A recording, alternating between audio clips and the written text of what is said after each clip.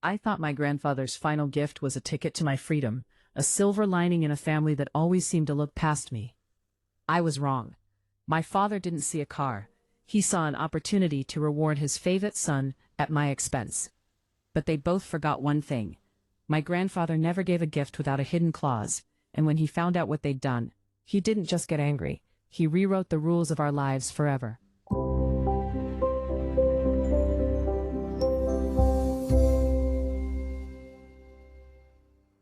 Growing up in the Rose household felt like living in the shadow of a mountain.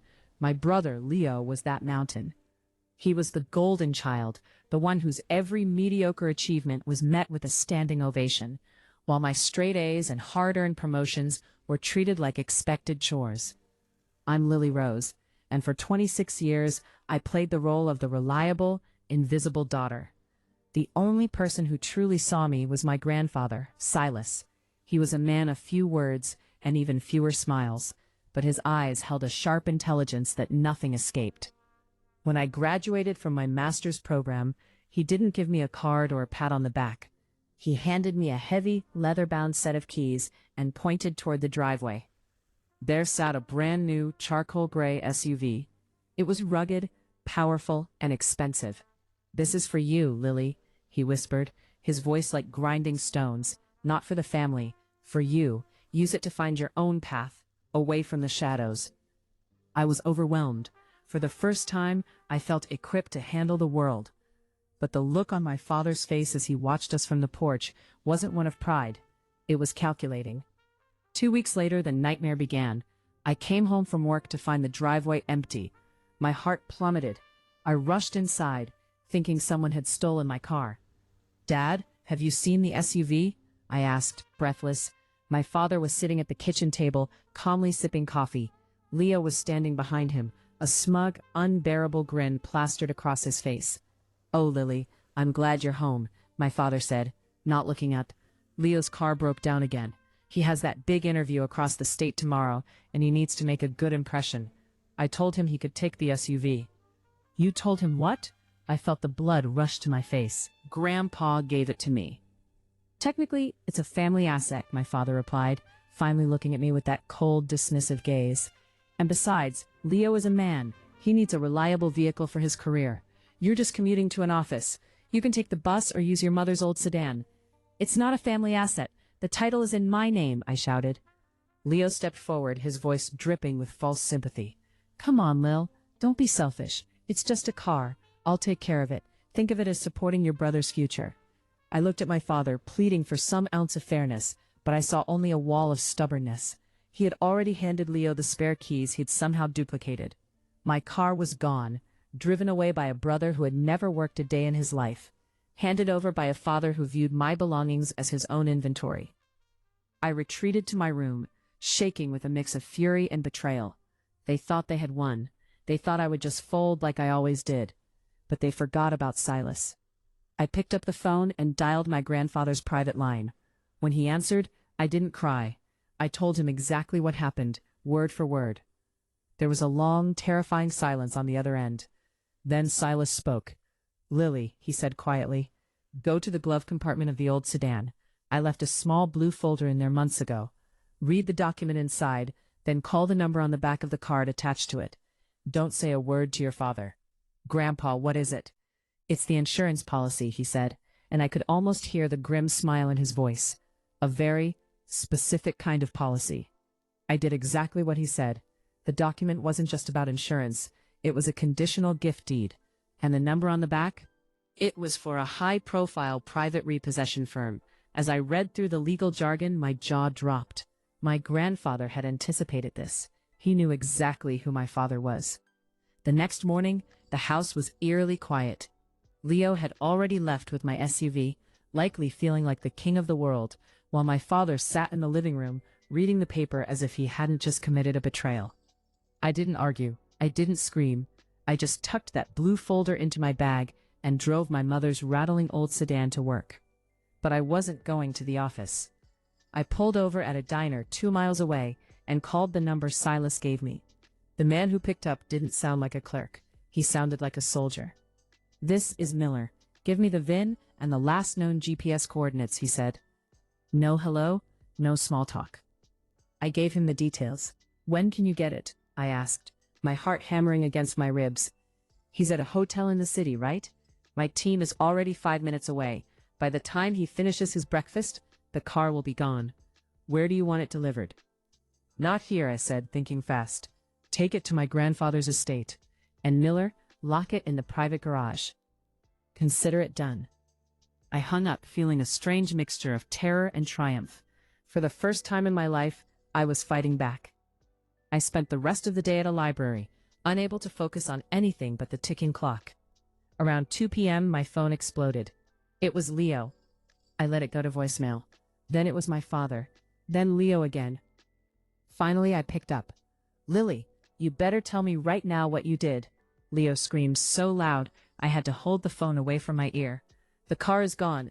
I came out of the interview, and the parking spot was empty. I called the police, and they told me the car wasn't stolen. It was recovered by the owner. What the hell does that mean? It means exactly what it sounds like, Leo, I said, my voice surprisingly steady. I'm the owner. I recovered my property. You selfish brat. My father's voice boomed in the background. He had clearly snatched the phone from Leo. Your brother is stranded 3 hours away. He missed his follow-up meeting because he was dealing with the police. You are going to call that company back, and you are going to give him those keys, or don't bother coming home. Okay, I said simply. I won't come home. I hung up before he could respond. I wasn't bluffing. I had enough saved for a few nights in a hotel, and more importantly, I had Silas. I drove straight to my grandfather's house. His estate was a fortress of stone and ivy, tucked away from the prying eyes of the suburbs. When I arrived, my SUV was already parked in the driveway, gleaming under the afternoon sun. Silas was standing on the porch, leaning on his cane, looking like a king presiding over his court. You handled that well, he said as I climbed out of the old sedan. They're furious, Grandpa. Dad told me not to come back. Silas gave a dry, raspy chuckle. He always did have a flair for the dramatic, but he's forgotten who actually owns the roof over his head. I froze. What do you mean? Your father lives in that house because I allow it, Lily. The deed is in my name. The family business he runs, I provided the seed capital. He's spent 20 years acting like a self-made man, while stepping on you to elevate a boy who has the work ethic of a housefly. He gestured for me to follow him inside. On his heavy oak desk sat a stack of legal documents. I'm tired, Lily, Silas said, his voice softening just a fraction. I'm tired of watching them dim your light. So I've decided to move up the timeline. We aren't just talking about a car anymore. We're talking about the Rose legacy. He pushed the papers toward me. I began to read, and as I did, the breath left my lungs. It wasn't just a will. It was a transfer of power. And it was going to leave my father and Leo absolutely speechless. The atmosphere in my grandfather's study was thick with the scent of old paper and tobacco. As I turned the pages of the documents Silas had placed before me, I realized this wasn't just a simple inheritance. It was an eviction notice for a lifestyle my father hadn't earned. I'm making you the majority shareholder of the family holding company, Lily, Grandpa said, his eyes fixed on the fireplace. Effective immediately. Your father has been managing the firm as a trustee, but the trust had a performance and conduct clause. Giving away an asset I gifted to you, that SUV was the final breach. I looked at the signature line. My name was already printed there, waiting for a drop of ink. Grandpa, they'll hate me. This isn't just about a car anymore. This is everything. They already don't appreciate you, Lily, he countered. Respect isn't given in that house. It's taken. Now, let's see how they handle a real family meeting. I signed the papers. My hands shook, but my heart was firm. That evening, I drove my SUV back to my parents' house. I didn't sneak in. I parked right in the middle of the driveway, blocking my father's sedan. As soon as I stepped through the front door, the air turned ice cold. My father was standing in the foyer, his face a deep mottled red. Leo was slumped on the sofa, looking disheveled after his long bus ride back. You've got a lot of nerve showing your face here, my father spat. Hand over the keys to that SUV, now. We're done with your rebellion. I'm not here to rebel, Dad, I said. tossing the blue folder onto the coffee table. I'm here to clarify the new hierarchy. You should really check your email. There was a notification from the board of directors 10 minutes ago. Leo frowned, pulling out his phone, but my father didn't move.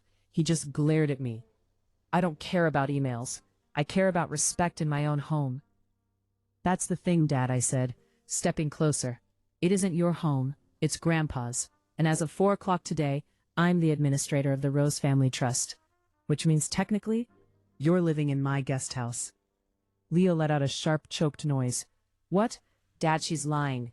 Tell her she's lying. My father finally grabbed his phone. His eyes scanned the screen, and I watched the color drain from his face, replaced by a ghostly, sickly pale. He started scrolling frantically, his breath coming in short, ragged gasps. This is impossible, he whispered. He can't do this. I've run that company for 20 years. You've coasted for 20 years, I corrected him, and you spent those years making me feel like an outsider in my own family. You took the one thing Grandpa gave me and handed it to Leo like it was a toy. Well, the toys are put away now. Lily, wait, Leo said, his voice suddenly losing its smug edge. He stood up, trying to look pathetic. I was just stressed about the interview. I didn't mean for things to go this far. We're siblings, right? I looked at my brother, the man who had watched me get sidelined for years without ever saying a word in my defense.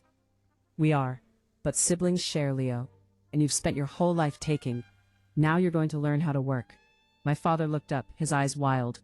You think you can just kick us out? On what grounds? I'm not kicking you out, I said calmly. Not yet, but there's going to be an audit. Every cent the company has spent on Leo's ventures, every business dinner you've put on the company card, it's all being reviewed. And if the numbers don't add up, you'll be hearing from the firm's lawyers, not me. The silence that followed was deafening.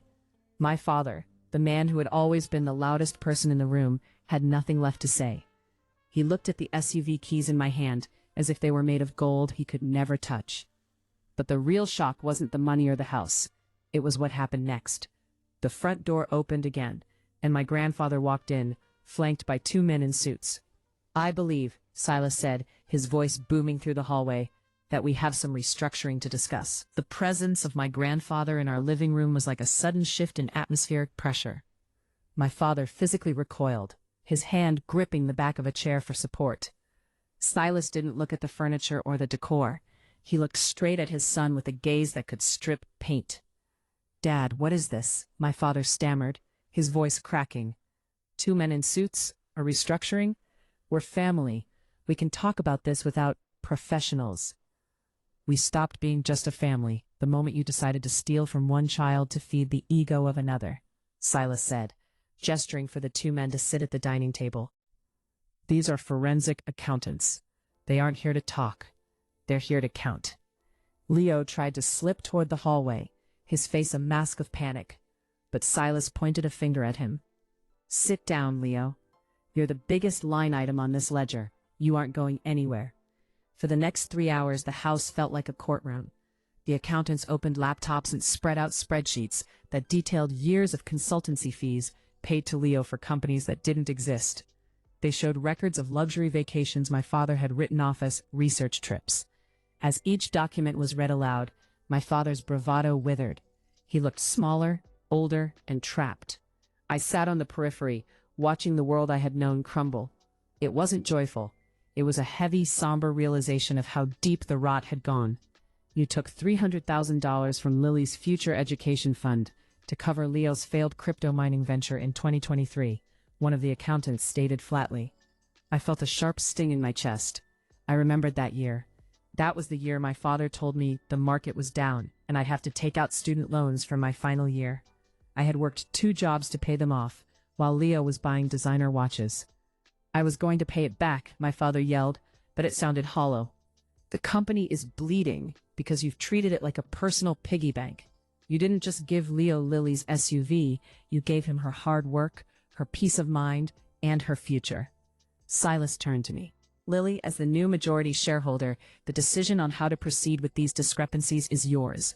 We can file a civil suit to recover the assets, or we can settle this internally. But internally comes with a very high price. I looked at my father. He wasn't looking at me with the cold, dismissive eyes I had feared my whole life. He was looking at me with desperation. He was waiting for me to be the good girl again, the one who would forgive and forget to keep the peace. Leo, on the other hand, was still trying to find an angle. Lil, come on, if you sue us, the family name is ruined. You wouldn't do that to Mom, would you? Think about how she'd feel seeing her husband and son in court. Using my mother as a shield was his lowest move yet. I stood up, walking over to the table. I picked up the keys to the SUV, the object that had started this entire landslide, and set them down in front of my father. You wanted these keys so badly, Dad. You thought they represented power, I said softly. But they were just a test, and you failed it before you even reached the driveway. I turned to Silas. I don't want to see them in a courtroom, but I don't want to see them in this house either, not until they've earned the right to be here.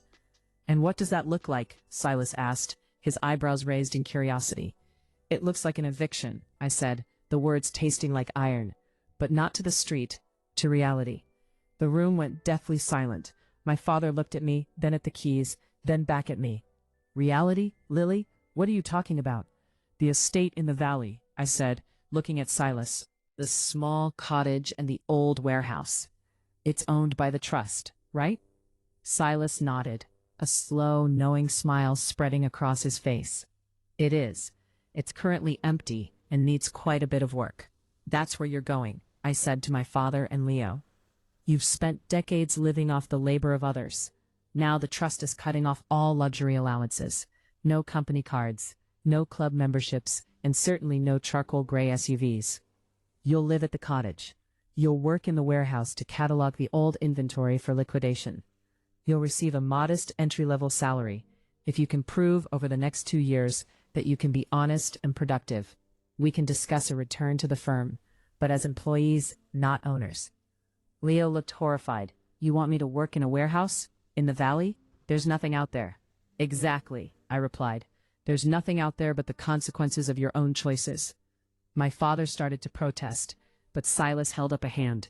It's either that, or we hand this folder over to the authorities for embezzlement. The choice is yours, son, but choose quickly. The movers are scheduled for tomorrow morning. The defeat was total. My father bowed his head, the weight of his own greed finally crushing his spirit. Leo just sat there, staring at his hands, as if he'd never seen them before.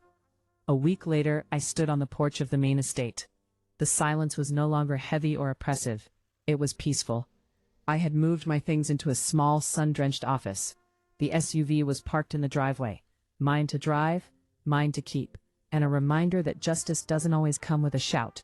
Sometimes it comes with a quiet signature. Grandfather Silas joined me, leaning on the railing. You were harder on them than I expected, he murmured, but fairer than they deserved. I didn't do it to be mean, Grandpa, I said, looking out at the horizon. I did it because I wanted my father back. Not the man who ruled through fear and favoritism, but the man he might have been if he hadn't forgotten the value of a hard day's work. Maybe 2 years in the valley will help him remember. Silas patted my hand. And you, Lily Rose, what will you do now that you aren't living in the shadows? I looked at the keys in my hand and smiled. I'm going to drive. I'm going to drive until I find a place where I'm not just the reliable daughter or the golden child's shadow. I'm going to build something that is entirely mine. As the sun set, casting long golden shadows over the Rose estate, I knew the story wasn't over. It was just the beginning of a version where I finally held the pen. Please tell me in the comments, from where and at what time are you watching this video? If you found out your family was keeping a life-changing secret from you, would you confront them immediately or wait for the right moment to strike? If this story touched your heart, don't forget to hit the like button and subscribe to Lily Calm Stories for more tales of justice and family secrets.